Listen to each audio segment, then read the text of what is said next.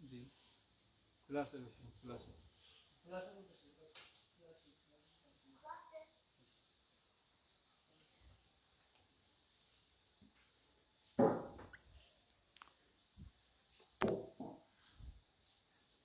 আসসালামু আলাইকুম রহমতুল্লাহি বারাকাতু।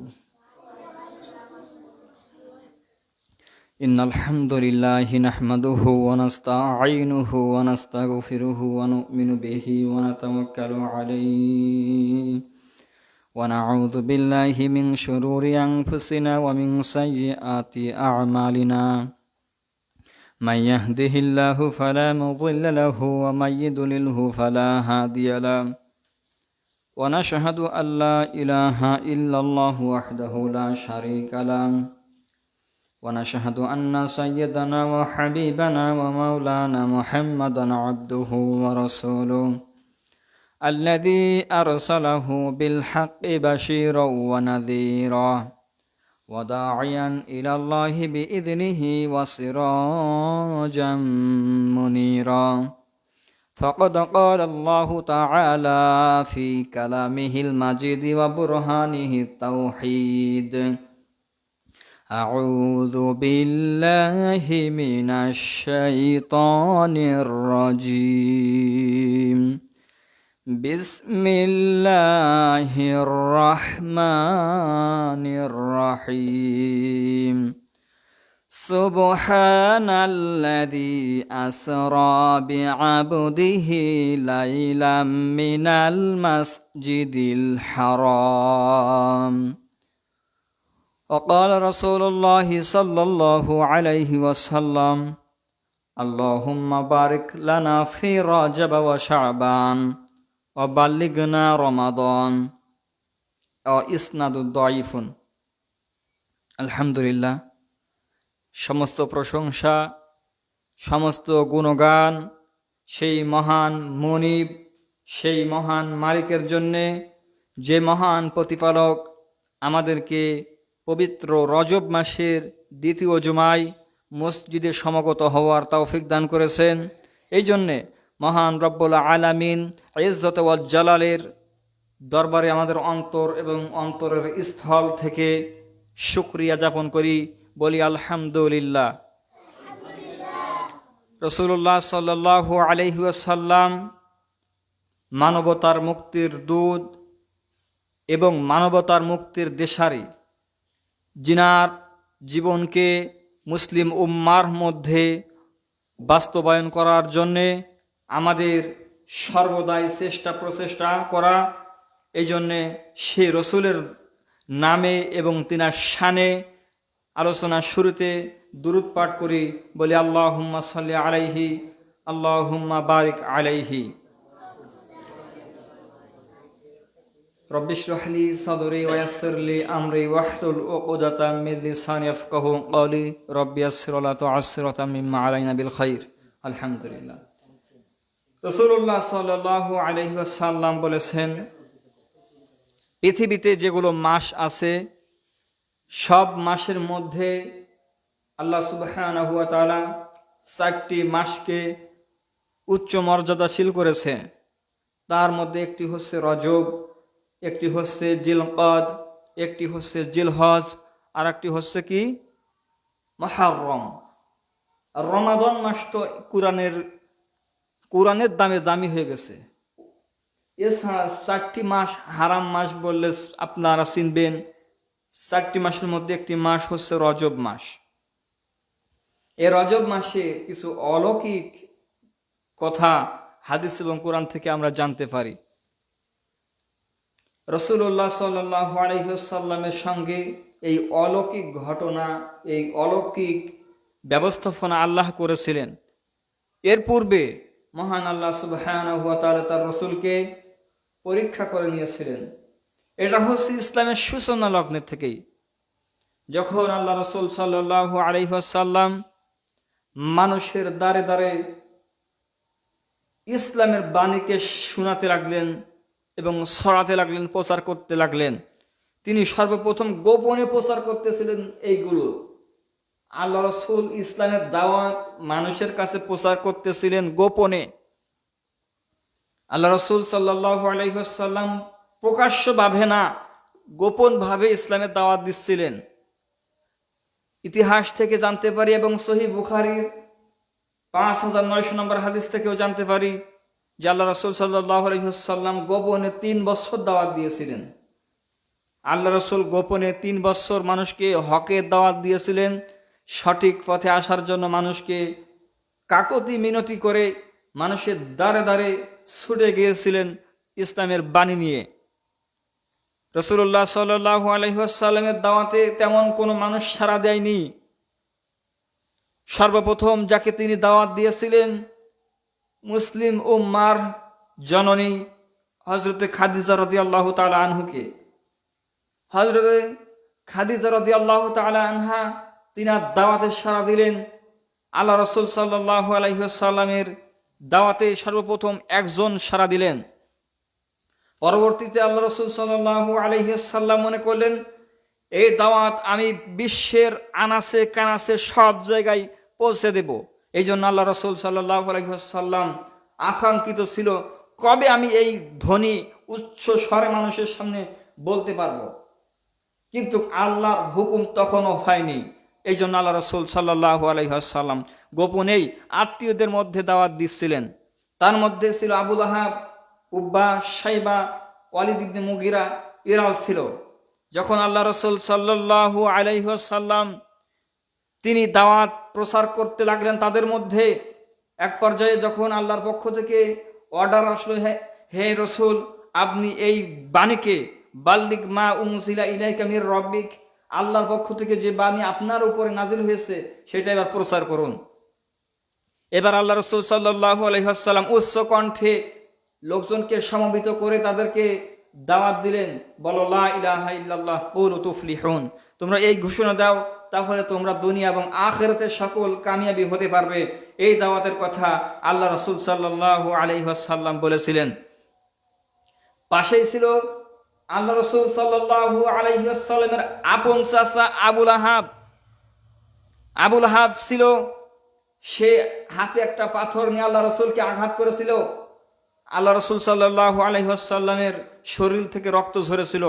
আল্লাহ সুবহানাহু ওয়া তাআলা তার ওই হাত ঝুলানোর ব্যাপারে এইভাবে বলেছেন, তাব্বাত ইয়াদা আবি লাহাবিন ওয়াতাব, ধ্বংস হোক আবুল আহাব এবং তার হাত দ্বয়। যে হাত দিয়ে আল্লাহ রসুলকে আঘাত করেছিল সেই হাতের কথা আল্লাহ সুবহানাহু ওয়া তাআলা উল্লেখ করেছেন। তাফসিরে মুনিরে আপনি পেয়ে যাবেন এই কথাটাই। তখন আল্লাহ রসুল সাল্লাল্লাহু আলাইহি ওয়াসাল্লামের উপরে সর্বপ্রথম যে আঘাতটি আসছিল সেটি হচ্ছে আবুল আহাবের মাধ্যমে। যে সত্যের বাণীকে আল্লাহ রসুল প্রচার প্রসারের জন্য সর্বপ্রথম যে আঘাত প্রাপ্ত হয়েছিল যে ব্যক্তির মাধ্যমে, সে হচ্ছে আল্লাহ রসুলের আপন চাচা আবুল আহাবের মাধ্যমেই সূচনা হয়েছিল। রাসূলুল্লাহ সাল্লাল্লাহু আলাইহি ওয়াসাল্লাম আঘাতপ্রাপ্ত হলেন, তারপরেও তিনি বসে থাকলেন না, এই দাওয়াতকে মনস্থন করলেন আমি প্রত্যেকটা অলিতে গলিতে সুরঙ্গে এবং আকাবার পথেও আমি প্রচার করব, প্রসার করে দেব। আল্লাহ রাসূল সাল্লাল্লাহু আলাইহি ওয়াসাল্লাম তিনি হিকমত কাজে লাগালেন। তিনি গরিবদের মাঝে এই দাওয়াতের প্রসার করা শুরু করলেন। সর্বপ্রথম তিনি দাওয়াতে সাড়া দিয়েছিল খাদিজা রাদিয়াল্লাহু তাআলা আনহা। পরবর্তীতে তিনার ডাকে সাড়া দিলেন তিনার ঘনিষ্ঠ বন্ধু এবং শ্বশুর, ইসলামের প্রথম খলিফা, জান্নাতের সার্টিফিকেট প্রাপ্ত একজন ব্যক্তি আবু বকর রাদিয়াল্লাহু তাআলা আনহু, তার ডাকে সাড়া দিয়েছিল। যখন আল্লাহ রাসূল সাল্লাল্লাহু আলাইহি ওয়াসাল্লাম এরকম দাওয়াত দিচ্ছেন, রাসূল সাল্লাল্লাহু আলাইহি ওয়াসাল্লামের পক্ষে লোক সংখ্যা অনেক কম, যদিও আল্লাহর ক্ষমতা, আল্লাহর শক্তি রাসূল সাল্লাল্লাহু আলাইহি ওয়াসাল্লামের পক্ষে ছিল, কিন্তু জনবল আল্লাহ রাসূলের কম ছিল।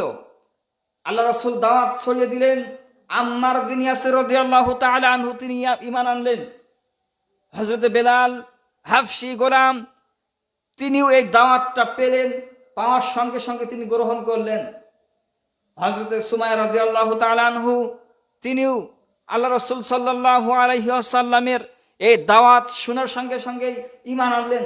খাব্বাব রাদিয়াল্লাহু তাআলা আনহু তিনিও ঈমান আনলেন। এভাবে করে দিকে দিকে আল্লাহ রসুল সাল্লাল্লাহু আলাইহি ওয়াসাল্লামের ধ্বনি, তিনার যে বাক্য প্রসার শুরু হয়ে গেল। সে জামানায় ছিল 360টি দেবদেবী, লাত, উজ্জা, মানাত, হুবল, এরকম শত শত দেবদেবীর পূজা আরাধনা চলত।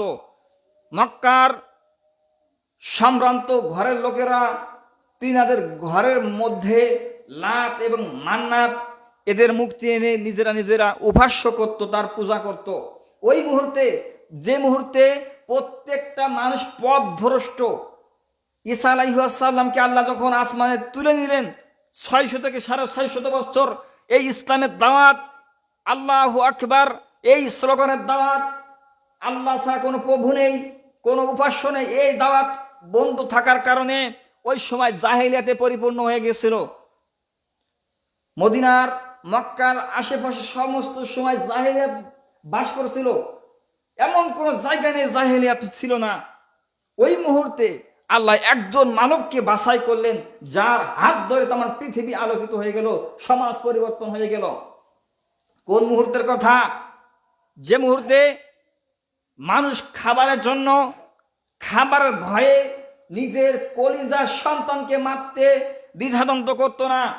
সে সময়ের কথা, যে সময় মানুষ অসুস্থ হলে তার সেবা যত্ন করার মতো লোক থাকতো না। সেই সময়ের কথা, যে সময় মানুষ মুরব্বী হয়ে গেছে, তার খাবারের দায়িত্ব অন্য কেউ বহন করতো না, সন্তানেরও না। বাবাকে কোন রকমের ভুজ দিয়ে পাহাড়ে চূড়ায় নিয়ে যেয়ে ফেলে দিয়ে মেরে ফেলতো, ধাক্কা দিয়ে ফেলে দিত, গড়ই পড়তে মেরে যেত। এমন একটা বর্বরতার সময় আল্লাহ রসুল সাল্লাল্লাহু আলাইহি ওয়াসাল্লাম যে আদর্শ নিয়ে আসছিল, সেই আদর্শের প্রথম যে বাক্য ছিল, এক আল্লাহর ইবাদত এবং আল্লাহর সঙ্গে কাউকে শরীক করা যাবে না। রসুল সাল্লাল্লাহু আলাইহি ওয়াসাল্লামের এই কথা শোনার সঙ্গে সঙ্গে আল্লাহ রসুল সাল্লাল্লাহু আলাইহি ওয়াসাল্লামের বিরোধিতায় মক্কাবাসী ঝাঁপিয়ে পড়েন। আল্লাহ রসুল একা হয়ে যাচ্ছেন, কেমনে তিনি নিস্তেজ হয়ে যাচ্ছেন। তিনার সাহাবীদের উপরে আক্রমণ শুরু হয়ে গেছে। কিভাবে আক্রমণ হয় এবার শুনুন।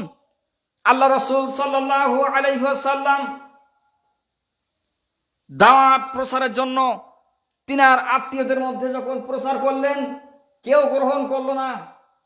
আবু বকর রাদিয়াল্লাহু আনহু গ্রহণ করলো এবং তিনার পালিত সন্তান যায়েদ ইবনে হারেসা রাদিয়াল্লাহু তাআলা আনহু তিনিও গ্রহণ করলো, ছোট মানুষ। আল্লাহ রাসূল সাল্লাল্লাহু আলাইহি ওয়াসাল্লাম ব্যর্থ কণ্ঠে বাড়িতে ফিরলেন। দিন ভরে যখন ইসলামের দাওয়াত প্রসার করলেন, আল্লাহ রাসূলের ডাকে যখন কেউ সাড়া দিল না, মানুষ নবীকে তাড়িয়ে দিচ্ছিলেন, আল্লাহ রাসূলকে তাড়িয়ে দিচ্ছিলেন। এভাবে করে অনেক দিন কেটে গেল। আল্লাহ রাসূল মনে করলেন, এই দাওয়াত যদি আমার কওম না মেনে নেয়, তাহলে আমার এই কওম থেকে অন্য কওমে আমি দাওয়াত দিব। আল্লাহ রাসূল সাল্লাল্লাহু আলাইহি ওয়াসাল্লাম মক্কা থেকে প্রায় 60 থেকে 70 মাইল দূর তায়েফে চলে গেলেন, নিজের মামার দেশে গেলেন। ওই দেশে গিয়ে, মানে ওই গ্রামে, ওই এলাকায়, ওই কওমে গিয়ে আল্লাহ রাসূল সাল্লাল্লাহু আলাইহি ওয়াসাল্লাম সাদ ইবনে ইয়াসির তার বাড়ি আশ্রয় নিলেন। আল্লাহ রাসূল সাল্লাল্লাহু আলাইহি ওয়াসাল্লাম ওই এলাকায় গিয়ে 3 জন ব্যক্তি ছিল, সাইদ ইবনে উবাইদা, ইনাদের কাছে গেলেন ইসলামের দাওয়াত দিয়ে। তারা হচ্ছে ওই সময় ধনী ব্যক্তি ছিল, তারা ছিল সম্ভ্রান্ত ঘরের এবং তারা ছিল ওই সময়ের যে মাতব্বর বলি, ওইরকম একজন পদের লোক ছিল। আল্লাহ রাসূল সাল্লাল্লাহু আলাইহি ওয়াসাল্লাম প্রথম জনের কাছে গিয়ে বললেন, তুমি এই স্বীকৃতি দাও যে আল্লাহ ছাড়া কোনো প্রভু নেই। তখন তারা রাসূল সাল্লাল্লাহু আলাইহি ওয়াসাল্লামকে অটক্য ভাষায় কথা বলতে লাগলো, মুহাম্মদ, আল্লাহ কি এত দায় ঠেকেছে যে আল্লাহ এত মানুষ থুয়ে তোমার মতো একজন এতিমকে দিয়ে এই কাজটা করাচ্ছেন? আল্লাহ রাসূল সাল্লাল্লাহু আলাইহি ওয়াসাল্লাম তার কাছ থেকে ফিরে আসলেন। দ্বিতীয় জনের কাছে গেলেন দাওয়াত নিয়ে, তারাও আল্লাহ রাসূল সাল্লাল্লাহু আলাইহি ওয়াসাল্লামকে অকট্য ভাষায় কথা বলে দূর করে তাড়িয়ে দিলেন। আবার তৃতীয় ব্যক্তির কাছে গেলেন, তৃতীয় ব্যক্তি এভাবে আল্লাহ রাসূলকে তাড়িয়ে দিচ্ছিলেন।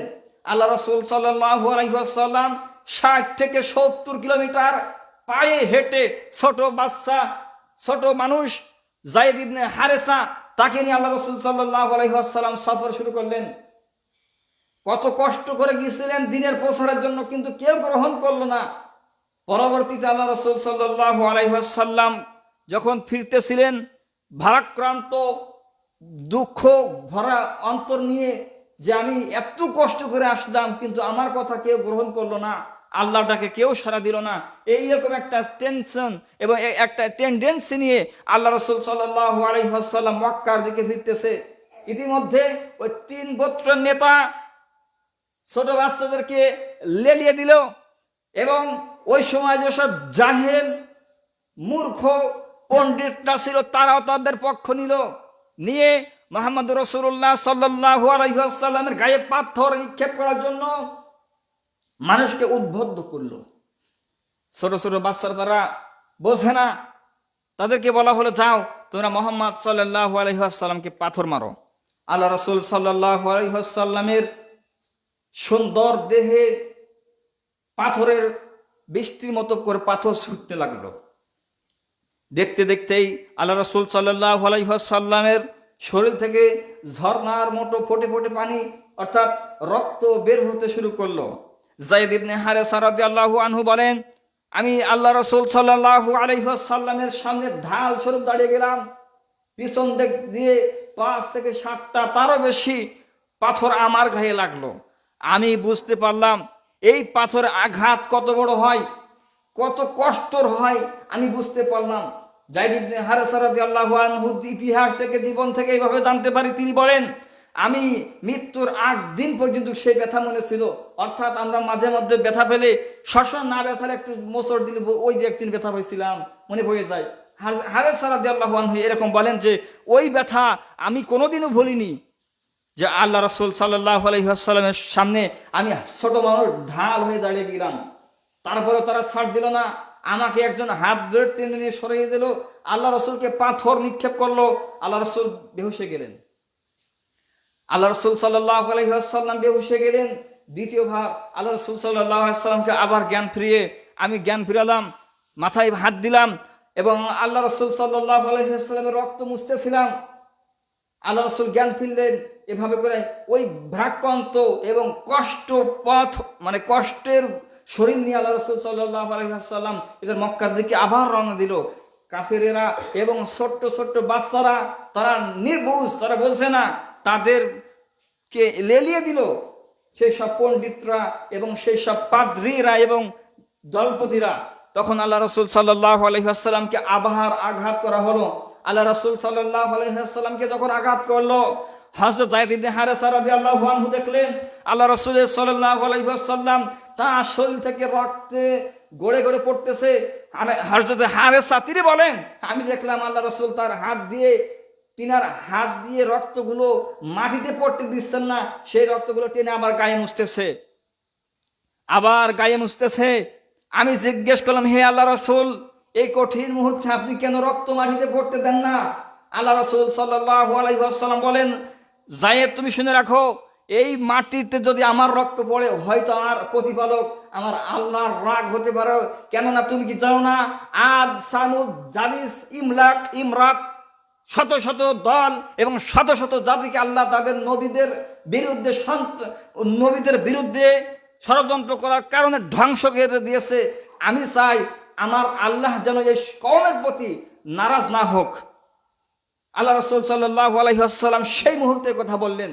আর রাহিকুল মাখদুম শফিউর রহমান মুবারকপুরী রাহিমাহুল্লাহ তিনি লিখেছেন এইভাবে যে 261 নম্বর পৃষ্ঠা থেকে আপনি পড়ুন, 49 নম্বর পৃষ্ঠা থেকে পড়ুন। আল্লাহ রাসূল সাল্লাল্লাহু আলাইহি ওয়াসাল্লাম এরপরে আবার জ্ঞান হারিয়ে ফেললেন। বৃষ্টির মতো তারা নির্যাতন করতে আসে, বুঝতেছে না এ লোক একজন জর্জরিত ব্যক্তি, তারপরেও তাকে আঘাত করতেছে।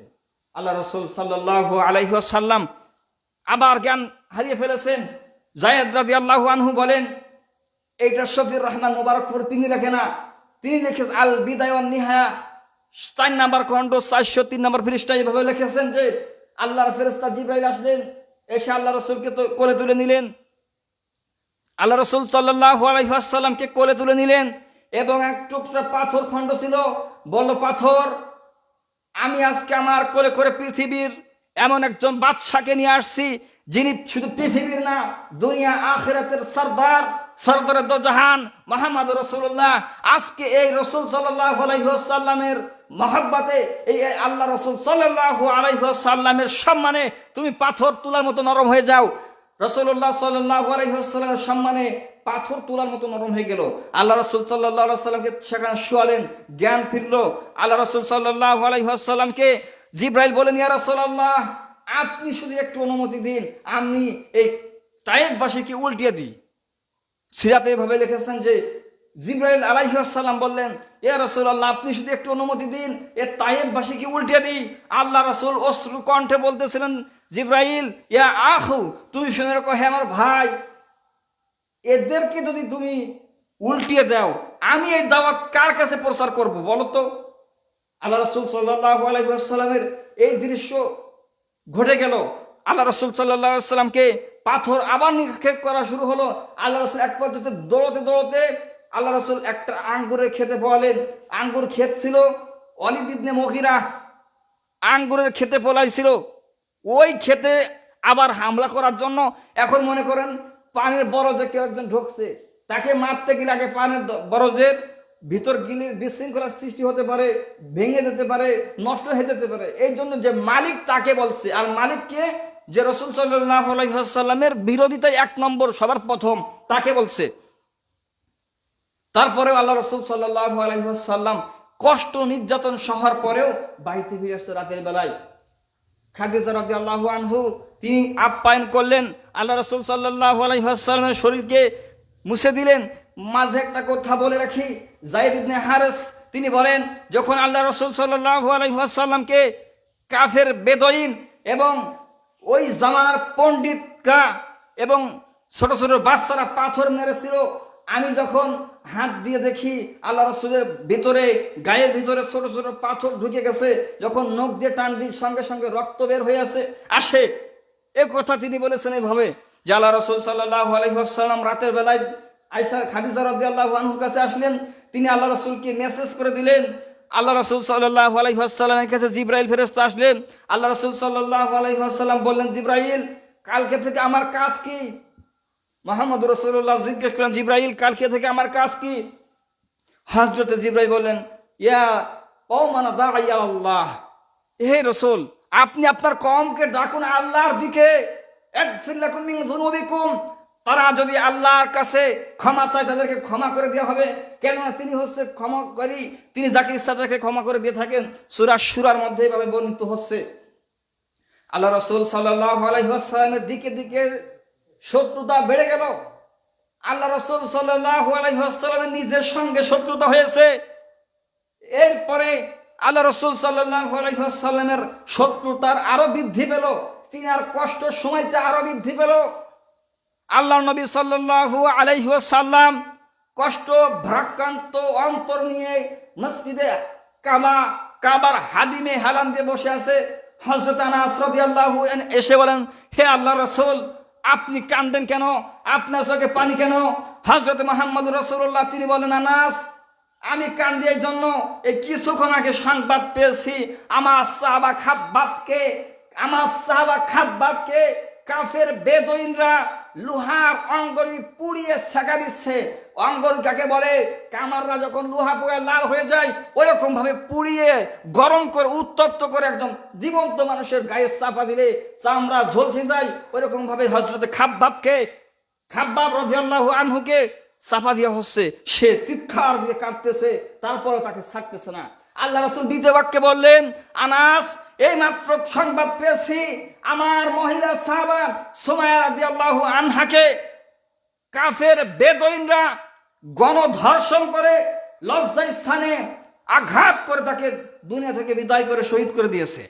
কঠিন মুহূর্তে আল্লাহ রাসূল সাল্লাল্লাহু আলাইহি ওয়াসাল্লাম আবার বললেন, আমি কিছুক্ষণ আগে আমি সংবাদ পেয়েছি যে আম্মার বিন ইয়াসিরকে কাফেররা দুইটি উটের সঙ্গে বেঁধে দিয়েছে। দুইটি উটকে দুই দিক টানিয়ে নিয়ে গেছে, মাঝখান থেকে আম্মার বিন ইয়াসির ছিঁড়ে গেছে, শহীদ হয়ে গেছে। আল্লাহ রাসূলের কষ্ট কতটা বৃদ্ধি পেলেন। তিনি তায়েফ থেকে মার খেয়ে আসছেন, এখন তার দিকে দিকে যারা ইসলাম গ্রহণ করছেন তাদেরকে কাফেররা মারার জন্য ভোট পেতে বেশি আসে। আল্লাহ রাসূল সাল্লাল্লাহু আলাইহি সাল্লাম আবার কাঁদলেন যে এই মাত্র সংবাদ পেলাম আমার সাহাবী বেলালকে তারা উত্তপ্ত মরুভূমির বালির উপরে শুয়ে পিঠের উপরে বড় পাথর চাপা দিয়ে রাখছে, আমার বেলাল শুধু আহাদ শব্দ উচ্চারণ করছে। আল্লাহ রাসূল সাল্লাল্লাহু আলাইহি সাল্লাম এই কথা বললেন। তাহলে আল্লাহ রাসূল সাল্লাল্লাহু আলাইহি ওয়াসাল্লামের কষ্টর মুহূর্তে আল্লাহ কিছু সুসংবাদ দিচ্ছিলেন নবীকে। এখানে কথা শেষ না। আল্লাহ রাসূল সাল্লাল্লাহু আলাইহি ওয়াসাল্লামের সবচাইতে বেশি যারা শত্রুতা করেছেন তিনার ঘরের লোক, তিনার চাচি উম্মে জামিল তার বিপক্ষে নিল এবং রাসূলুল্লাহ সাল্লাল্লাহু আলাইহি ওয়াসাল্লামের নামে অনেক খারাপ কথা মানুষের সমাজে ছড়াতে লাগলো।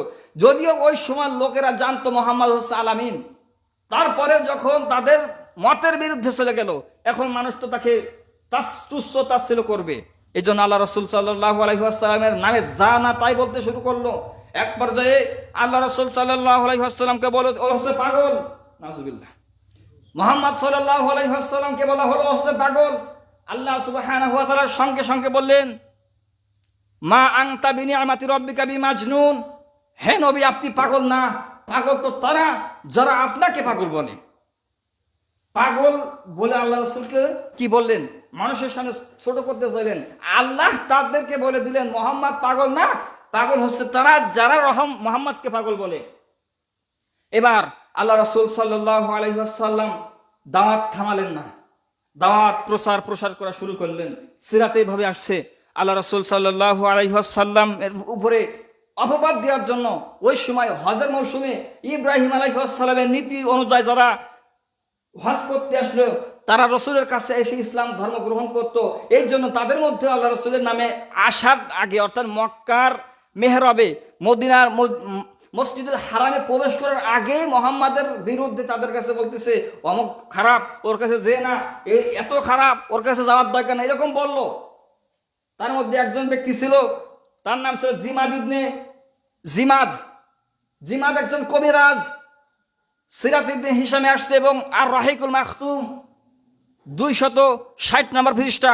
জিমাদ আল্লাহ রাসূল সাল্লাল্লাহু আলাইহি ওয়াসাল্লাম সম্পর্কে জিমাদ এভাবে বলেন, আমি যখন মক্কায় প্রবেশ করলাম মক্কার কয়েকজন ব্যক্তি এসে আমাকে বলল তুমি তো কবিরাজ মানুষ, তুমি তো কবিরাজি করো, জিন ছাড়াও ভূত ছাড়াও, মোহাম্মদের ভূত লেগছে, তুমি একটু ছাড়াই দিয়ে আসো। জিমাদ ইবনে সালাবা মক্কার ঢুকেই মুহাম্মদ সাল্লাল্লাহু আলাইহি ওয়াসাল্লামের কাছে চলে আসছে তার ভূত ছাড়ানোর জন্য। মুহাম্মদ রাসূলুল্লাহ ভূত ছাড়ানোর জন্য মুহাম্মদের কাছে আসলো, এসে বলল মুহাম্মদ তোমার কি ভূত লাগছে, আমি কি তোমার কোনো সাহায্য করতে পারি? তখন আল্লাহ রাসূল সাল্লাল্লাহু আলাইহি ওয়াসাল্লামের কথার উত্তর ছাড়াই বলতেছেন ইন্নাল হামদুলিল্লাহি নাহমাদুহু ওয়া নাস্তাঈনুহু ওয়া নাস্তাগফিরুহু ওয়া নু'মিনু বিহি ওয়া নাতাওয়াক্কালু আলাইহি মান ইয়াহদিহিল্লাহু ফাহুয়াল মুহতাদ ওয়া মান ইউদ্লিলহু ফালান তাজিদা লাহু ওয়ালিয়্যাম মুরশিদা। জিমাদ ইবনে সালাবা বলতেছে কি বললো, তুমি কি বললে আবার বলো তো। আল্লাহ রাসূল বলছেন ইন্নাল হামদুলিল্লাহি নাহমাদুহু ওয়া নাস্তাঈনুহু ওয়া নাস্তাগফিরুহু ওয়া নু'মিনু বিহি ওয়া নাতাওয়াক্কালু আলাইহি মান ইয়াহদিহিল্লাহু ফাহুয়াল মুহতাদ ওয়া মান ইউদ্লিলহু ফালান তাজিদা লাহু ওয়ালিয়্যাম মুরশিদা। জিমাদ ইবনে সালাবা আবার বলছে তুমি কি বললে আবার বলো। এর অর্থ হচ্ছে ইন্নাল হামদুলিল্লাহ সমস্ত প্রশংসা আল্লাহর, নাহমাদুহু ওয়া নুসাল্লি ইন্নাল হামদুলিল্লাহ আল্লাহর প্রশংসা এবং শান্তি বর্ষিত হোক মুহাম্মাদের উপরে। মান ইয়াহদিহিল্লাহু ফাহুয়াল মুহতাদ, শুনে রাখো আল্লাহ যাকে পথ দেখান তাকে পথ গোমরাহ করার মতো কেউ নেই। ওয়া মান ইউদ্লিলহু ফালান তাজিদা লাহু ওয়ালিয়্যাম মুরশিদা, আর আল্লাহ যাকে গোমরাহ করেন তাকে পথ দেখানোর মতো কোনো পৃথিবীতে কিছু নেই। সূরাতুল বানী ইসরাঈল আয়াত নম্বর 17 আল্লাহ সুবহানাহু ওয়া তাআলা এই বলছেন, আল্লাহ রাসূল এই আয়াত তেলাওয়াত করলেন একটা খুতবা। জিমাদ ইবনে সালাবা বললেন আবার বলো, 3 বার এই কথা বললেন ইন্নাল হামদুলিল্লাহি ওয়া নাহমাদুহু ওয়া নাস্তাঈনুহু ওয়া নাস্তাগফিরুহু ওয়া নু'মিনু বিহি ওয়া নাতাওয়াক্কালু আলাইহি মান ইয়াহদিহিল্লাহু ফালান তাজিদা লাহু ওয়ালিয়্যাম মুরশিদা। যখন এই বাক্য শুনলেন এবার বলতেছে আচ্ছা কথা ছাড়াই বলতেছে তুমি কি দাওয়াত দিচ্ছ, তোমার দাওয়াতের ধরন কি, তুমি কিভাবে মানুষকে আহ্বান করে থাকো। তখন আল্লাহ রাসূল বললেন আমি এই সাক্ষ্য দিতে বলি যে আল্লাহ ছাড়া কোনো মাবুদ নেই এবং আল্লাহর রাসূল হচ্ছে আমি। তখন জিমাদি দিয়ে সালাওয়া সেই নিজে মুসলমান হয়ে গেছে আগে। তাহলে ওই কষ্টের মুহূর্তে আল্লাহ সুবহানাহু ওয়া তাআলা তার রসুলকে আনন্দ দেওয়ার জন্য মানুষ কাফের মুশরিক আসবে হজ করতে, যদিও তারা মুশরিক হজ করতে আসবে, তাদের ইমানের উপরে আল্লাহ সুবহানাহু তাদের বিশ্বাসের উপরে আল্লাহ তাআলা একটা ফেলে দিলেন, নূরের ঝঙ্কা, অর্থাৎ একটা হিদায়াতের নূর পর্দা ছেড়ে দিলেন। এই জন্য তো সাহাবা রাদিয়াল্লাহু আনহু তিনি ইসলাম গ্রহণ করলেন। এবার তিনি কবিরাজ মানুষ, তিনার কথা মানুষ বিশ্বাস করে, বলল মুহাম্মদ সে পাগল না, সে যে কথা বলছেন হাযা লাইসা কালামিল বাশার, সে কোনো মানুষ রচিত কোনো কথা বলছে না। হাযা লাইসা কালামিল বাশার, সে মানুষ রচিত কোনো কথা বলছে না, সে একমাত্র এমন একজনের কথা বলছে যার কথা মক্কার, যদিও ওই সময় মক্কার পণ্ডিতরা ছিল, সাহিত্যরা ছিল, যদিও তারা কবি, তাদের কবির কথার সঙ্গে এই কথা মিলবে না। ও আল্লামনা ওমা আল্লামনাহু শিয়রা ওমা ইয়ামবাগি লাহু ইন হুয়া ইল্লা যিকরু ওয়া কুরআনুম মুবিন, এই কুরআন কোন কবির কথার সাথে মেলে না। এই কুরআন এমন একটা বাণী। আল্লাহ রাসূল সাল্লাল্লাহু আলাইহি ওয়াসাল্লামের উপরে কষ্টের শেষ নেই। এরকম নির্যাতন যখন আসতেছে, আল্লাহ রাসূল শুনতেছেন, আমার বিরুদ্ধে আমার চাচি উম্মে জামিল মানুষের কানে শুধু বিষ ঢালতেছে, মোহাম্মদ এই সেই এরকম কথা বলতেছে। আল্লাহ রাসূল সাল্লাল্লাহু আলাইহি ওয়াসাল্লাম ভারাক্রান্ত অবস্থায় আল্লাহ রাসূল সাল্লাল্লাহু আলাইহি ওয়াসাল্লামের কাছ থেকে এবার তার স্ত্রী খাদিজা রাদিয়াল্লাহু আনহুকে উঠিয়ে নিয়ে যাবেন আল্লাহ, অর্থাৎ তাকে জীবন হায়াত ঘনিয়ে আসছে। খাদিজা রাদিয়াল্লাহু আনহু তিনিও মারা গেলেন। আল্লাহ রাসূল তিনি একটু কষ্টের মধ্যে পড়ে গেলেন, যে আল্লাহ রাসূল সাল্লাল্লাহু আলাইহি ওয়াসাল্লামকে সান্ত্বনা দিত খাদিজা, তিনি মারা গেলেন। কয়েকটা দিন যেতে না যেতে আল্লাহ রাসূল সাল্লাল্লাহু আলাইহি ওয়াসাল্লামের ছায়া দিত আবু তালেব, সেও মারা গেছে। উহুদের যুদ্ধে আল্লাহ রাসূল সাল্লাল্লাহু আলাইহি ওয়াসাল্লামের চাচা হামজা শহীদ হয়ে গেছে। আল্লাহ রাসূল এখন আরো কষ্টের মধ্যে পড়তেছেন, কেননা ইতিপূর্বে সাহাবীদের উপরে নির্যাতন শুরু হয়ে গেছে, আর এখন হচ্ছে আরো কষ্টের সময়, যে রাসূল সাল্লাল্লাহু আলাইহি ওয়াসাল্লাম যাদের কাছে এসে ঠাঁই গোছেন তাদের উপরে আক্রমণ করত, মানে তাদের উপরে তারা এখন মানে পৃথিবীতে চলে গেছেন। আল্লাহ রাসূল কষ্টে ভেঙে পড়তেছেন, কাবার হাদিমে শুয়ে আছে। রাতের বেলায় চলে আসলেন আল্লাহর ফেরেশতা জিবরাইল, সুবহানাল্লাযী আসরা বিআবদিহি লাইলাম মিনাল মাসজিদিল হারাম। এই কষ্টের মুহূর্তে আল্লাহ তারা একটা উপহার দেবেন, যে উপহারে আল্লাহ রাসূল সাল্লাল্লাহু আলাইহি ওয়াসাল্লাম এই কষ্ট ভুলে যাবেন। আল্লাহ রাসূল অনেক কষ্টে জর্জরিত, ওই কষ্টের মুহূর্তে আল্লাহ তাআলা তাকে একটা উপহার দেবেন। উপহারটা কি? সুবহান। সুবহান মানে হচ্ছে পবিত্র। সুবহানাল্লাযী আসরা বিআবদিহি লাইলাম মিনাল মাসজিদিল হারাম। আল্লাহ তাআলা বলেন, পবিত্র সেই মহান সত্তার, মহিমান, অর্থাৎ সেই সত্তার কসম। তিনি বলতেছেন পবিত্র সেই সত্তার কসম। আশ্চর্য একটা বিষয়। আসরাবি আবদিহি, রাতের নিঝুম নিরলয়, আবদিহি তার একজন বান্দাকে, লাইলাম রাতের মধ্যে, ইলাল মাসজিদুল হারাম মসজিদে হারামে নিয়ে গেলেন। এইখানে ইতিহাস একটু উল্টো পাল্টা করছে। আর রহিকুল মাখতুমে আসছে আল্লাহ রাসূল সাল্লাল্লাহু আলাইহি ওয়াসাল্লাম হচ্ছে কাবার হাদিমে হেলান দিয়েছিল, ঘুমাছিল রাতের বেলায় কষ্ট ভারাক্রান্ত অবস্থায়। আর অন্য তাফসিরে এভাবে, অন্য সিরাতে এভাবে আসছে আল্লাহ রাসূল সাল্লাল্লাহু আলাইহি ওয়াসাল্লাম উম্মে হানির ঘরে রাত কাটাচ্ছিলেন। উম্মে হানি হচ্ছে আল্লাহ রাসূল সাল্লাল্লাহু আলাইহি ওয়াসাল্লামের আপন ফুপু, তার ঘরে ঘুমাচ্ছিল। এখানে অন্যদিকে কথা নেগেটিভ সাইজ নিতে পারে, যে মুহাম্মদ একজন আল্লাহ রসুল হওয়া সত্ত্বেও কেন একজন নারীর ঘরে, তাও স্ত্রী না, একজন ফুফু, প্রাপ্তবয়স্ক মুহাম্মদ একজন হওয়া মানে একজন প্রাপ্তবয়স্ক ছেলে, সে একজন নারীর ঘরে, এটা অন্য সাইড নিতে পারে, আমি আপনি নেব না, কিন্তু নাস্তিকরা নিতে পারে।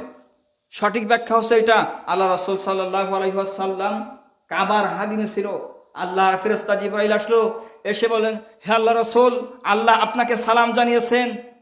এবার শুরু হয়ে গেল সফর। সফরের সর্বপ্রথম ছিল কি? সুবহানাল্লাযী আসরা বিআবদিহি লাইলাম মিনাল মাসজিদিল হারাম।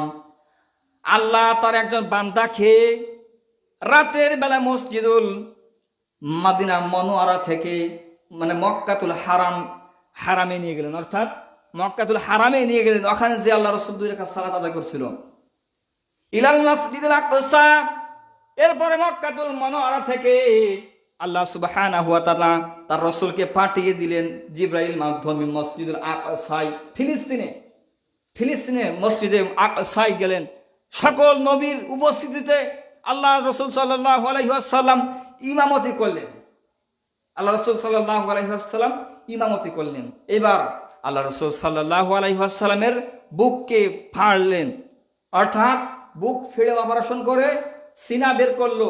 ওই সিনায় কষ্ট ছিল, আল্লাহ রাসূল সাল্লাল্লাহু আলাইহি ওয়াসাল্লাম ওই বুকে অনেক কষ্ট বাঁধা ছিল, অনেক যন্ত্রণা ছিল, অনেক কষ্টতে জমা হয়েছিল। আল্লাহ রাসূল সাল্লাল্লাহু আলাইহি ওয়াসাল্লামের সিনাকে আগে জমজমের পানি দিয়ে আল্লাহ সুবহানাহু ওয়া তাআলার ফেরেশতারা ধুলেন এবং তাকওয়ার একটা পেয়ালার মধ্যে সেই সিনাটাকে রাখলেন। তাকওয়ায় ভরপুর হয়ে গেল, সিনাটাকে আবার আল্লাহ রাসূলের ভিতরে প্রবেশ করালেন এবং আল্লাহ সুবহানাহু ওয়া তাআলা এই কথা কোরআনে বলছেন, আলাম নাশরাহ লাকা সাদরাক, আমি কি আপনার বক্ষকে উন্মুক্ত করে দেইনি, ও আদানা আনকা উযরাক, এবং আপনার উপর দিয়ে সেই কঠিন বোঝা নামিয়ে দিইনি, আল্লাযী আনকাদা যহরাক, যে বোঝা আপনাকে নুইয়ে দিত, কুজো হয়ে যেত। এখানে কথা একটা বলে রাখি, আল্লাহ রাসূলের উপরে যখন কোরআন নাযিল হতো, হাদিসে ভাবে আসছে আল্লাহ রাসূল সাল্লাল্লাহু আলাইহি ওয়াসাল্লাম অনেক কষ্ট অনুভব করতেন। ফাসুবাহাহু, কখনো কখনো ঘন্টার আওয়াজ শুনতে পেত, কখনো কখনো উটের উপরে থাকলে উটও বন্দুক ডেবে যেত। হাদিস আসছে আল্লাহ রাসূল ঘেমে যেত শীতের মৌসুমে। আয়েশা বলতেছেন, আমি দেখি আল্লাহ রাসূল ঘেমে যাচ্ছেন, এত কষ্ট হতো। ওইটা একটা ভার ছিল।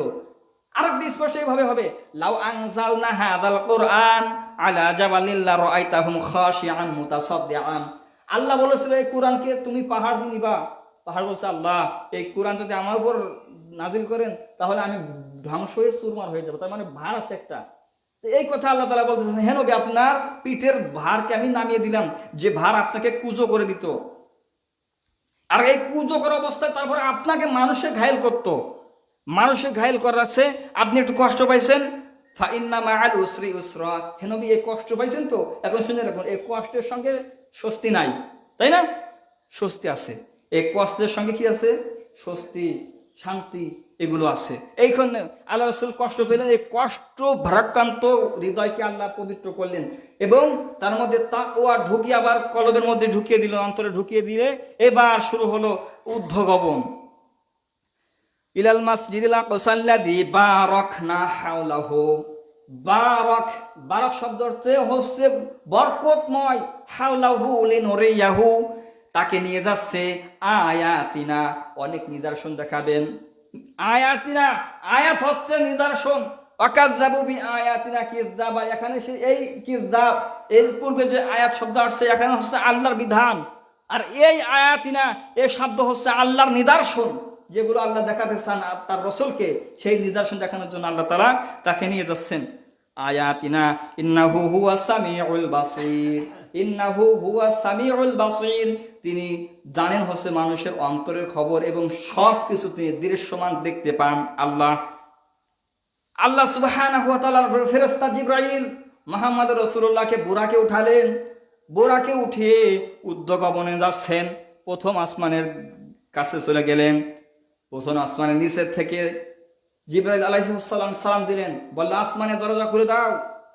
উপর থেকে শব্দ হলো, কে আপনার সঙ্গে? তখন আল্লাহ রাসূল সাল্লাল্লাহু আলাইহি ওয়াসাল্লামের কথা বলল যে আমার সঙ্গে দোজাহানের বাদশা, নবী কুরের শিরোমণি, আখির পয়গম্বর, খাতামান নাবিয়িন, সাইয়্যিদুল মুরসালিন, তিনি আমার সঙ্গে। তখন ফেরেশতারা বলল, যদি এই কথা এরকম নেই যে এক নাম 10 বার, আমি বললাম শুধু আমার মতো যে খাতামান নাবিয়িন, সাইয়্যিদুল মুরসালিন, ইমামুন, এরকম অনেকগুলো বলতে পারে রাসূলের নাম। আমি শুধু আপনাদের জজবা দিয়ে তো 2-3টে বলছি, ওখানে শুধু একটি আছে যে আল্লাহ রাসূল। তখন বলা হলো আল্লাহ রাসূলকে আসতে বলা হয়েছে। বলা হলো হ্যাঁ, আল্লাহ রাসূল সাল্লাল্লাহু আলাইহি ওয়াসাল্লামকে আসতে বলা হয়েছে। তখন আসমানের দরজা খুলে দিল। আসমানের দরজা আছে, দলিল সূরাতুল আ'রাফ 41 নম্বর আয়াত, ইন্নাল্লাযীনা কাযযাবু বিআয়াতিনা ওয়াস্তাকবারু আনহা লাহুম তুফাত্তাহু লাহুম আবওয়াবুস সামা লা ইয়াদখুলুল জান্নাতা হাত্তা ইয়ালিজাল জামালু ফিস সামিল খিয়াতি ওয়া কাযালিকা নাজিল মুহসিনিন। অর্থ হচ্ছে এই যে যারা আল্লাহর আয়াতসমূহকে অস্বীকার করে, ইন্নাল্লাযীনা কাযযাবু বিআয়াতিনা, যারা আল্লাহর আয়াত সমূহকে অস্বীকার করে, ওয়াস্তাকবার আনহা লা তুফাত্তাহু লাহুম আবওয়াবুস সামা, তাদের জন্য আসমানের রহমতের দরজা খুলবে না। তার মানে আসমানের দরজা আছে, তাই না? এই আয়াত থেকে বুঝলাম আসমানের দরজা আছে, সেই জন্য আল্লাহ রাসূল সাল্লাল্লাহু আলাইহি ওয়াসাল্লামকে বলল, হলো দরজা খুলে দাও। তার মানে এখন দরজা খুলে দিল। এবার আল্লাহ রাসূল প্রবেশ করলেন, প্রবেশ করে হযরত আদম আলাইহিস সালামকে সালাম দিলেন। তিনি বললেন, ইয়া ইয়া নাবিয়্যুস সালিহুন, হে আমার নেককার নবী, আর নবিয়্যুন সালিহুন, হে আমার নেককার নবী, এরকম বললেন। তারপর নেককার সন্তান আদম আলাইহিস সালাম তার সঙ্গে কৌশল বিনিময় অনেক কথা হলো। অনেক কথা হওয়ার পরে দেখলেন লা তানজুরু আনিশ শিমালি ওয়া আনিল ইয়ামিন, আল্লাহ রাসূল সাল্লাল্লাহু আলাইহি ওয়াসাল্লাম দেখলো যখন আদম আলাইহিস সালাম ডান দিকে তাকায় একটু মুস্কি হাসেন, আবার যখন বাম দিকে তাকায় কান্না করেন। এই ইতিহাস আমি আর বলবো না। এবার আল্লাহ সুবহানাহু ওয়া তাআলা রাসূল কথা বলে দ্বিতীয় আসমানে চলে গেলেন। দেখা হলো হযরতে ঈসা আলাইহিস সালামের সঙ্গে। ঈসা আলাইহিস সালাম আসমানে আছে। ওমা কারু ওমা কারাল্লাহ আল্লাহু খায়রুল মাকিরিন ইয ক্বালাল্লাহু ইয়া ঈসা ইবনে মারইয়াম, আল্লাহ তাআলা বলেন কাফেররা মরিয়মের সন্তান ঈসাকে নিয়ে ষড়যন্ত্র করেছিল, আর ওই ষড়যন্ত্রের মধ্যে আমি হচ্ছে কৌশলকারী, আর কৌশলকারীর দিক থেকে আমার সাথে আর কে আছে কৌশলী, উত্তম কৌশলী। এরপরে আল্লাহ তাআলা বলছেন, আল্লাহ তাআলা তার নবী মারিয়ামের সন্তানকে আসমানে তুলে নিলেন। তার মানে আসমানে মারিয়াম আলাইহিস সালামের সন্তান ঈসা আলাইহিস সালাম আছেন। ঈসা আলাইহিস সালাম এবং হারুন আলাইহিস সালামের সঙ্গে দেখা হলো একসঙ্গে। আল্লাহ রসুল সাল্লাল্লাহু আলাইহি সাল্লাম কথা বললেন। অনেক কথা বলার পরে তারা স্বাগতম জানালেন, রসুল সাল্লাল্লাহু আলাইহি সাল্লামকে অভ্যর্থনা জানালেন, চলে গেলেন তৃতীয় আসমানে। এরকম যেতে যেতে যেতে সপ্তম আসমানে চলে গেলেন। এবার হচ্ছে আল্লাহর আরশে, আল্লাহর লৌহে মাহফুজে যাবেন। এখন আল্লাহ রসুল সাল্লাল্লাহু আলাইহি ওয়াসাল্লামের বুরাককে পরিবর্তন করে রফ রফ নামে একটা বস্তু আসলো, তাতে আল্লাহ রসুল সাল্লাল্লাহু আলাইহি সাল্লাম উঠলেন। এবার আল্লাহ রসুল সাল্লাল্লাহু আলাইহি সাল্লামকে নিয়ে যাবেন সিদরাতুল মুনতাহায়। সিদরাতুল মুনতাহায় চলে গেলেন। ওমা ইনদা সিদরাতুল মুনতাহা, তিনি তাকে আর একবার দেখেছিলেন সিদরাতুল মুনতাহা। সে ব্যক্তিটাকে এখানে কিছু পথভ্রষ্ট মৌলবী তারা বলতে হচ্ছে আল্লাহকে দেখছিল, নাউজুবিল্লাহ। সেখানে দেখছিল হচ্ছে জিবরাইল আলাইহিস সালামকে। তিনি দুইবার দেখছেন, আল্লাহ রসুল জিবরাইলকে দুইবার দেখছেন স্বচক্ষে, তার নিজের স্বীকৃতিতে। এক সহিহুল বুখারী কিতাবুল ওহী প্রথম নাম্বার খণ্ড 4 নাম্বার হাদিস। আল্লাহ রসুল সাল্লাল্লাহু আলাইহি ওয়াসাল্লাম জ্বর অবস্থায় ঘরের থেকে বাইরে বেরোলেন। ঘরের থেকে বাইরে বেরিয়ে দেখলেন বড় একজন লোক দাঁড়ায় আছে, অনেক বড় একজন লোক দাঁড়ায় আছে। আল্লাহ রসুল সাল্লাল্লাহু আলাইহি ওয়াসাল্লাম ভয় পেয়ে গেলেন। তখন আল্লাহ রসুলকে বলেন, ইয়া আইয়ুহাল মুদ্দাসসির, হে কম্বল আবৃত মুহাম্মদ, কুম ফাআনজির, আপনি দাঁড়ান। রব্বাকা ফাকাব্বির, আপনার রবের নামে তাকবীর বলুন, আল্লাহু আকবার ঘোষণা করুন।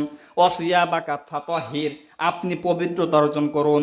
অররুজুজা ফাহজুর, এবং আপনি মানুষকে সতর্ক করুন। ওয়ালা তামনুন তাস্তাকসির, আপনি মানুষকে বেশি পাওয়ার মানে কম কিছু দিয়ে বেশি পাওয়ার আশা কিছু করেন না। আমরা অনেক সময় 10 টাকা দিই, তার মানে পরে 5 টাকা পাবানি, এরকম চিন্তায় এই কথা বলতেছেন। আপনি কের কাছ থেকে কিছু পাওয়ার জন্য অন্য কিছু দিয়েন না। তাহলে এই কথা যখন জিবরাইল দিয়েছিল, জিবরাইল আলাইহিস সালাম নিজের স্বীকৃতিতে আসছিল, 4 নাম্বার হাদিস বুখারীর। এই জন্য আল্লাহ তাআলা বলছেন তাকে সে আবার দেখেছিল ইনদা সিদরাতুল মুনতাহা, সিদরাতুল মুনতাহার পাশে। এবার হয়ে গেছে আল্লাহ রাসূলের সঙ্গে দেখা সাক্ষাৎ হচ্ছে জিবরাইল আলাইহিস সালাম। এবার বাইতুল মামুর সূরাতুল ইসের মধ্যে আসছে, সূরাতুত তুর আয়াত নম্বর 5। এবার হচ্ছে বাইতুল মামুরে চলে গেলেন, ফেরেশতাদের মসজিদে। সমস্ত নবী একরাম সহ ফেরেশতাদেরকে নিয়ে আল্লাহ রাসূল ইমামতি করলেন, নেতৃত্ব দিলেন। সেই সময় আল্লাহ রাসূল সাল্লাল্লাহু আলাইহি ওয়াসাল্লাম দেখা সাক্ষাৎ হয়েছে নবীদের সঙ্গে। একবার যাচ্ছে মহান আল্লাহ সুবহানাহু ওয়া তাআলা আরশে আজিমে। এখানে কিছু পথভ্রষ্ট আলেম বলে যে আল্লাহ রাসূল সাল্লাল্লাহু আলাইহি ওয়াসাল্লাম নিজের স্বচক্ষে আল্লাহকে দেখেছিলেন। এটা না, আল্লাহ রাসূল সাল্লাল্লাহু আলাইহি ওয়াসাল্লাম আল্লাহকে দেখেননি। আয়েশা রাদিয়াল্লাহু আনহাকে জিজ্ঞেস করা হয়েছিল, ইবনে আব্বাস বলেন আমি আল্লাহ রাসূলকে জিজ্ঞেস করেছিলাম, সঠিক বর্ণনা যেটা। আব্বাস বলেন আল্লাহ রাসূলকে মানে আয়েশাকে জিজ্ঞেস করলাম আল্লাহ রাসূলের এই ঘটনা কি সত্য? হযরত আয়েশা বলেন আল্লাহ রাসূলকে আমি ঠিক এই কথাই জিজ্ঞেস করলাম, কিন্তু আল্লাহ রাসূল বলেন আল্লাহ তো নূর, আল্লাহ কি দেখবো। অন্যভাবে এভাবে আসছে যে আল্লাহ রাসূল সাল্লাল্লাহু আলাইহি ওয়াসাল্লামের মাঝে একটা পর্দা ছিল, একটা তীর অথবা 2টা তীরের সমতুল্য। তার মানে এক কথায় বোঝা যায় যে আল্লাহকে আল্লাহ রাসূল দেখেননি। মনের চোখ দিয়ে অর্থাৎ অন্তরের দৃঢ় বিশ্বাস তাকওয়া যে আল্লাহকে অনুভব করেছিল সেই সময়। এবার আল্লাহ রাসূল সাল্লাল্লাহু আলাইহি ওয়াসাল্লাম আল্লাহর সঙ্গে সাক্ষাৎ হলো। এবার যাবে কোথায়? জান্নাত জাহান্নামের দিকে আল্লাহ রাসূলকে নিয়ে যাওয়া হলো। আল্লাহ রাসূল সাল্লাল্লাহু আলাইহি ওয়াসাল্লাম সর্বপ্রথম জাহান্নামের দিকে গেলেন, যে দেখলেন অধিক সংখ্যক নারী আর নারী। আল্লাহ রাসূল সাল্লাল্লাহু আলাইহি ওয়াসাল্লাম জিজ্ঞেস করলো, মান হাউলাই ইয়া আখি জিব্রাইল, হে ভাই জিব্রাইল, এই সব মহিলারা কারা? তখন আল্লাহ রাসূল সাল্লাল্লাহু আলাইহি ওয়াসাল্লামকে বলা হলো, এ হচ্ছে নারী, এ হচ্ছে নারী। কোন নারী? ওয়া তাজিউহু জিনা, যারা জিনায় লিপ্ত হতো স্বামী না থাকার, যখন স্বামী থাকতো না গোপনে তারা নিজেদের নাফসকে খায়েশাপূর্ণ করতো অন্যায়ভাবে। এ কথা হযরত জিব্রাইল বলতেছেন। আল্লাহ রাসূল সাল্লাল্লাহু আলাইহি ওয়াসাল্লাম এই কথাই তিনি বললেন, সিনফানি মিন আহলিন নার, দুই শ্রেণীর ব্যক্তি জাহান্নামে যাবে। লাম আরাহুমা, তাদেরকে আমি দেখিনি। কওমুম মাআহুম সিয়াতুন কাআযনাবিল বাকরা, প্রথমটা সবাই জানেন যে যারা একজনকে অন্যায়ভাবে মারাধরা করে। দ্বিতীয়, অনিসাউন, ওই সব মহিলা, কাসিয়াতুন আরিয়াতুন মাইলাতুন মুমিনাতুন কামারু উসুহুন্না ওয়ালা তাদাওয়াত কাদাও মিনান নার।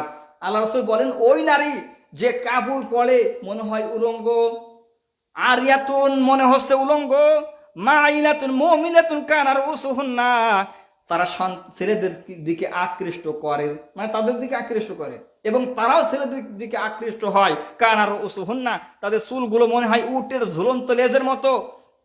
লেজ দিয়ে উট কি করে? মশা মারে না? অনেক সময় মেয়েদেরকে দেখা যায় তা দিয়ে তারা মশা মারার মতো কাজ করে। দ্বিতীয়ত আল্লাহ রাসূল বলেন, কাদা ওয়া কাদা মিনাল জান্নাহ, তারা কখনো জান্নাতের সুঘ্রাণ পাবে না। এবং যে ঘ্রাণ সুঘ্রাণ পাওয়া যায় লক্ষতে লক্ষ মাইল দূরে, এই সুঘ্রাণ পাওয়া যায়, কিন্তু এইসব ব্যক্তিরা পাবে না। তার মানে সর্বপ্রথম যে সব জাহান্নামীদেরকে দেখেছিল তারা হচ্ছিল মেয়ে সমাজ, তারা হচ্ছে মহিলা সমাজ। এরপর আল্লাহ রাসূল সাল্লাল্লাহু আলাইহি ওয়াসাল্লামকে সামনে নিয়ে যাওয়া হলো। আল্লাহ রাসূল সাল্লাল্লাহু আলাইহি ওয়াসাল্লাম দেখলেন কিছু সংখ্যক মানুষের মাথায় পাথর দিয়ে ফাটিয়ে দেওয়া হচ্ছে। জিজ্ঞেস করা হলো, জিব্রাইল এরা কারা? বলা হচ্ছে এরা সূক্ষ্ম, এরকম ভাবে জিহ্বা টেনে কাটিয়ে ফেলা দেওয়া হচ্ছে। বলা হলো এরা কারা? এরা মিথ্যা কথা বলে তাদের আমানত নষ্ট করতো, এইসব লোকেরা। এরকম ভাবে অনেক নিদর্শন আল্লাহ রাসূল দেখলেন। আল্লাহ রাসূল দেখলেন। এবার জান্নাতের কাছে গেলেন। সিরাত ইবনে হিশাম 7 নম্বর খণ্ডর 312 নম্বর পৃষ্ঠায় আছে যে আল্লাহ রাসূল সাল্লাল্লাহু আলাইহি ওয়াসাল্লাম জান্নাতের কাছে গেলেন। ওই সময় জিবরাইল আলাইহিস সালাম আল্লাহ রাসূলের কাছে সঙ্গে ছিলেন না ওই সময়ের জন্য। আল্লাহ রাসূল বলেন, আমি ভয় পাচ্ছি। যদি এটা হাদিসে আমি পাইনি, সিরাতে পারছি। আল্লাহ রাসূল বলে, আমি ভয় পেতে লাগলাম, কিন্তু আমি একটা আওয়াজ শুনলাম, যে আওয়াজ আমার চেনা। আমি ভালো করে অনুভব করে দেখলাম বেলালের পায়ের আওয়াজ শোনা যাচ্ছে। যদি এটা হাদিসে নেই, কিন্তু সিরাতে আসছে যে বেলালের পায়ের আওয়াজ শুনতে পেলেন জান্নাতের। আল্লাহ রাসূল সাল্লাল্লাহু আলাইহি ওয়াসাল্লাম জান্নাতের সামনে আল্লাহ রাসূল সাল্লাল্লাহু আলাইহি ওয়াসাল্লাম বেলালের পায়ের কি শুনলেন? আল্লাহু আকবার। বেলালের তাকওয়া এত আল্লাহ বাড়িয়ে দিয়েছিলেন যে ওই কঠিন মুহূর্তে যখন বেলালকে আঘাত করা হচ্ছিল, যে বুকের উপর পাথর চাপা দিয়ে, সে চাইলে ঈমান ছেড়ে দিতে পারতো, কিন্তু সে ছাড়েনি। তাকওয়া তার অন্তরে কতটুক ছিল। এমনকি আসছে যে শুধু ওইটাই তার শাস্তি, রকম না, পায়ে উটের দড়ি বেঁধে দিত, উটটা আনতো, শেষটাতে যেত। বেলাল রাদিয়াল্লাহু তাআলা আনহু এত নির্যাতনের পরেও তিনি সঠিক দিন থেকে সরে যায়নি। সেই বেলাল রাদিয়াল্লাহু আনহু তাকওয়া আল্লাহ কবুল করেছেন। 20.5 দিরহাম তার মূল্য ছিল। আল্লাহ তাআলা তার সম্মান আসমানে উঠাই দিয়েছেন, তাই না? যে আল্লাহ সুবহানাহু ওয়া তাআলা রাসূল, সে জান্নাতের মধ্যে আল্লাহ রাসূলের পায়ের আওয়াজ শুনেছে। সে বিলালকে পৃথিবীতে আসলে জিজ্ঞেস করেছিল, হে বেলাল, তুমি কি এত আমল করো যে তোমার পায়ের আওয়াজ আমি জান্নাতে শুনেছি? আল্লাহ রাসূল সাল্লাল্লাহু আলাইহি ওয়াসাল্লামের সাহাবী হযরত বেলাল বলেন, ইয়া রাসূলুল্লাহ, আপনি বলেছেন মসজিদে প্রবেশ করলে 2 রাকাত সালাত পড়তে হয়। আমি যখন মসজিদে প্রবেশ করে 2 রাকাত সালাত পড়ি। আল্লাহ রাসূল বলেন, বেলাল, এই কাজটা, এই আমলটা তুমি জীবনে কখনো ছাড়বে না। বেলাল রাদিয়াল্লাহু আনহু বলেন, আমি মরার আগ পর্যন্ত এই আমলটা ছাড়িনি। সুতরাং আমরা বুঝতে পারলাম আমল করলে জাহান্নামী, মানে আমল কিছু কিছু করলে আল্লাহ সুবহানাহু ওয়া তাআলা সম্মানিত করেন। এর মানে যে আমাকে ওরকম জান্নাতের মধ্যে শোনা যাবে এরকম না। ওটা তার ক্ষেত্রে হয়েছিল, সে তাকওয়ায় পরিপূর্ণ। আল্লাহ হয়তো আমাদেরকে কবুল করবেন। আল্লাহ যেন আমাদেরকে দুনিয়া এবং আখিরাতে সফলকামী করে দেন। আমিন। রব্বানা আইনি আলা যিকরিকা ওয়া শুকরিকা ওয়া হুসনি ইবাদাতিক।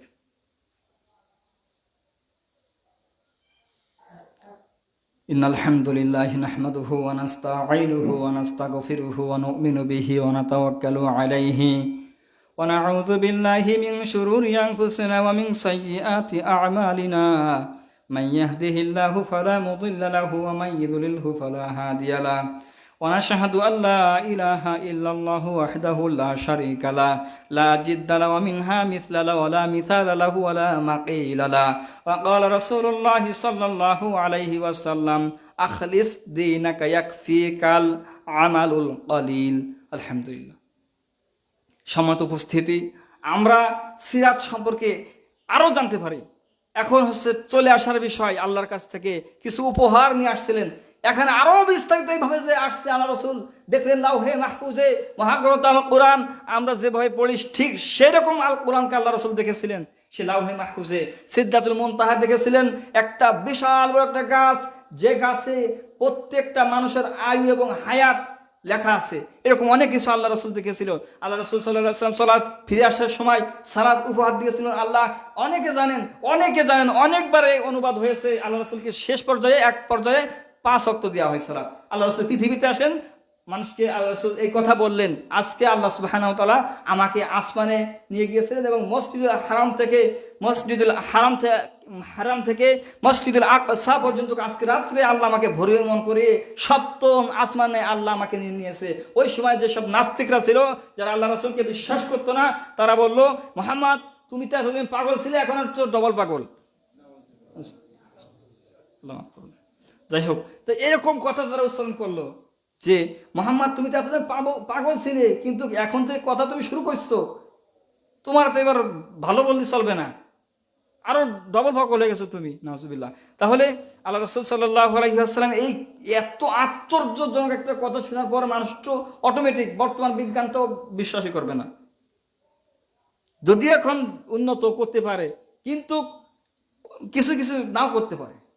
এত কঠিন সময় যে মসজিদুল হারাম অর্থাৎ মক্কার হারাম থেকে মসজিদুল আকসা 350 কিলোমিটার দূর, ওই রাতের বেলা কিভাবে আল্লাহ রসুলকে নিয়ে যেতে পারে? মানে সিরিয়ার মক্কা,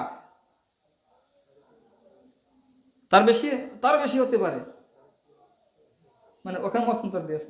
তাহলে অনেক বেশি সেই সময়ের রাত্রে তারা তো ইমানে জ্ঞান নিয়ে বোঝে নাই, তারা এটা আল্লাহর ক্ষমতা দিয়ে বোঝে না, এটা তাদের নিজস্ব ক্ষমতা দিয়ে তারা বলছে যে কিভাবে হতে পারে এটা। একজন মানুষ সে কিভাবে রাতের বেলায়, তার কোনো যানবাহন নাই, সে হচ্ছে গরিব মোহাম্মদ রাসূলুল্লাহ, তার কোনো যানবাহন নাই, সে হচ্ছে সাধারণ একজন মানুষ, সে কিভাবে যেতে পারে? তারা তো তাদের জ্ঞান দিয়ে বসছে, এলেম আল্লাহর পক্ষ যে আল্লাহর জ্ঞান, ওই জ্ঞান দিয়ে বোঝার চেষ্টা করে নাই। তাহলে আল্লাহ রাসূল সাল্লাল্লাহু আলাইহি ওয়াসাল্লামের এই কথা মানুষ অবিশ্বাস করতে শুরু করলো, দিকে দিকে ছড়িয়ে পড়লো এই কথা যে মুহাম্মদ সাল্লাল্লাহু আলাইহি ওয়াসাল্লাম পাগল হয়ে গেছে। এই সব কথা বলে বেড়াচ্ছে। আবু বকর রাদিয়াল্লাহু আনহু যখন শুনলেন রাসূল বলছেন সাদ্দাকতা ইয়া রাসূলুল্লাহ, তার মানে আল্লাহ রাসূল সত্য কথা বলছেন।